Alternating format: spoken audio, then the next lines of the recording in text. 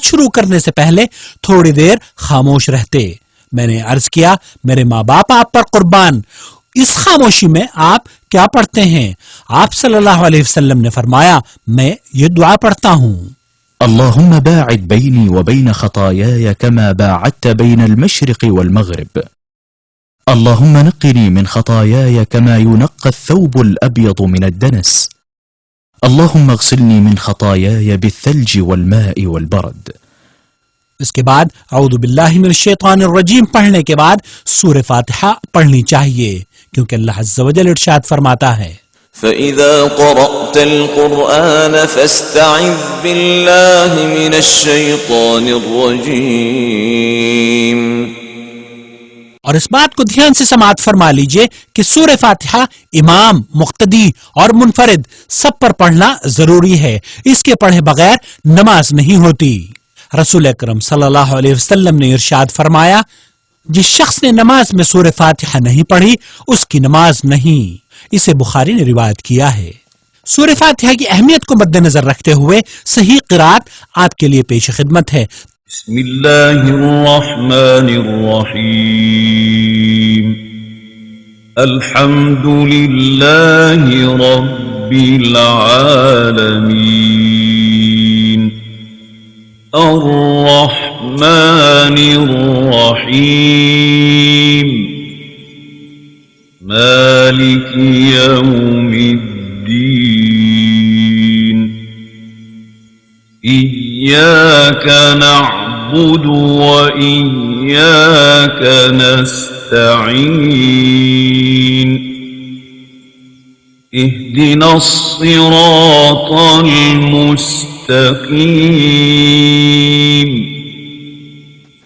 صراط الذين أنعمت عليهم غير المغضوب عليهم ولا الضالين۔ سورہ فاتحہ کے واجب ہونے میں کوئی شک نہیں، اور جو لوگ امام کے پیچھے سورہ فاتحہ نہیں پڑھتے ان کی دلیلیں درست نہ ہونے کی وجہ سے صحیح عمل یہی ہے کہ سورہ فاتحہ کی تلاوت ہر رکعت میں کی جائے۔ اللہ عز و جل کا ارشاد ہے وَإِذَا قُرِئَ الْقُرْآنُ فَاسْتَمِعُوا لَهُ وَأَنصِتُوا لَعَلَّكُمْ تُرْحَمُونَ۔ رسول اللہ صلی اللہ علیہ وسلم نے اپنے صحابہ کو اس بات کی تعلیم دی کہ جب امام سورہ فاتحہ کے بعد قرآن پڑھے تو تم خاموش رہو۔ سورہ فاتحہ کو امام کے پیچھے ساتھ ساتھ یا سکتات میں پڑھا جا سکتا ہے، البتہ نبی کریم صلی اللہ علیہ وسلم سے ثابت نہیں کہ آپ نے سورہ فاتحہ کی قرات کے بعد طویل وقفہ کیا ہو۔ قرات فاتحہ کے بعد سنت یہ ہے کہ ہر نمازی بلند آواز سے کہے آمین۔ ہر نمازی کو بلند آواز سے آمین کہنا چاہیے، چاہے وہ امام ہو یا مقتدی۔ رسول اللہ صلی اللہ علیہ وسلم نے ارشاد فرمایا جب امام آمین کہے تو تم بھی آمین کہو، جس کی آمین کی آواز فرشتوں کی آمین سے موافق ہو گئی اس کے گزشتہ تمام صغیرہ گناہ بخش دیے جاتے ہیں۔ اسے بخاری نے روایت کیا ہے۔ اور جب امام اور مقتدی بلند آواز سے آمین کہہ لیں تو امام کو چاہیے کہ جو میسر ہو قرآن کریم میں سے تلاوت کرے۔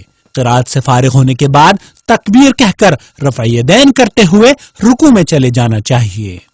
رکوع کہتے ہیں آگے کی جانب پشت کے ساتھ سر اور گردن کو اس طرح جھکا لینا کہ ہاتھ گھٹنے پر پہنچ جائیں، کیونکہ نبی کریم صلی اللہ علیہ وسلم جب رکوع کرتے تو اپنی پشت کو گردن اور سر کے ساتھ برابر رکھتے اور پشت اس قدر سیدھی رکھتے کہ اگر ایک پیالہ پانی رکھ دیا جائے تو وہ کسی طرف بھی مائل نہ ہو۔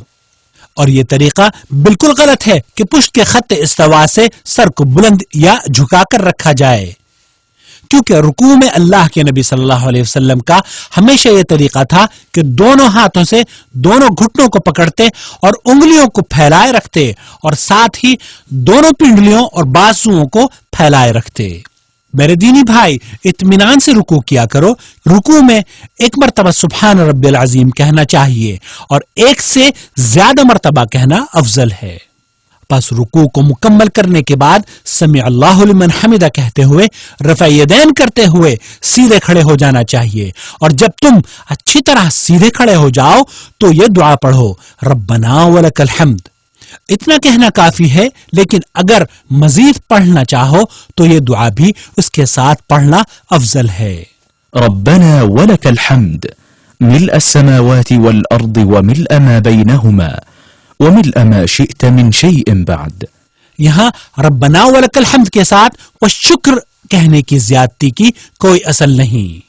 میرے دینی بھائی، رکوع سے سیدھے اعتدال کے ساتھ کھڑے ہونے کا خاص خیال رکھو، سستی اور غفلت سے بچو، کیونکہ اللہ کے نبی صلی اللہ علیہ وسلم نے فرمایا اس شخص کی نماز درست نہیں جو رکوع اور سجود میں اپنی کمر کو مکمل سیدھی نہیں رکھتا۔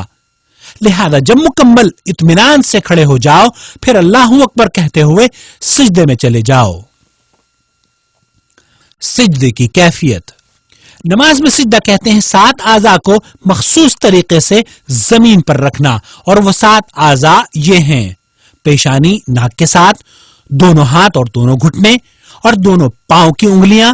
اللہ کے نبی صلی اللہ علیہ وسلم کا فرمان ہے اس شخص کی نماز نہیں ہوتی جس کی ناک زمین سے نہ لگی ہو۔ اور اسی طرح دونوں بازوؤں کو